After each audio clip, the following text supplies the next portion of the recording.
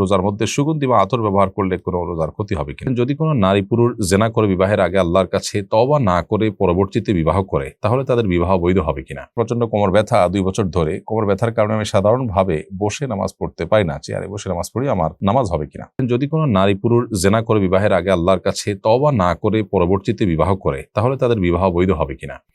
কোন নারী পুরুষ জেনা করার পর তওবা করা ছাড়া আল্লাহর কাছে তওবা করা ছাড়া তারা যদি বিবাহ করেন, তো তাদের বিবাহ বৈধ হয়ে যাবে সন্দেহাতীতভাবে। কিন্তু এই যে তওবা করলো না, সেজন্য তারা আগের গুনাহের জন্য আল্লাহর কাছে দায়ী থেকে যাবেন। সো তারা সে গুনাহের জন্য আল্লাহর কাছে তওবা করতে হবে, ইস্তেগফার করতে হবে, দায় মুক্তি আল্লাহর কাছে তারা আশা করতে হবে, কামনা করতে হবে।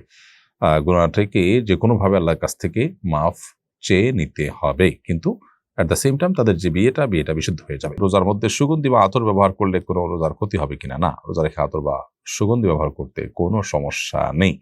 এমনকি সুরমা, মাথায় তেল, শরীরে কোনো লোশন ইত্যাদি ব্যবহার করতে কোনো অসুবিধা নেই। প্রচন্ড কোমর ব্যথা 2 বছর ধরে, কোমর ব্যথার কারণে আমি সাধারণভাবে বসে নামাজ পড়তে পারি না, চেয়ারে বসে নামাজ পড়ি, আমার নামাজ হবে কিনা? কোমর ব্যথা যদি অনেক বেশি হয়, সীমাহীন হয়, তাহলে সেক্ষেত্রে আপনি চেয়ারে বসে নামাজ পড়লে নামাজ হয়ে যাবে। তবে যেটুকু দাঁড়াতে পারেন সেটুকু আপনার দাঁড়ানোর চেষ্টা করা উচিত।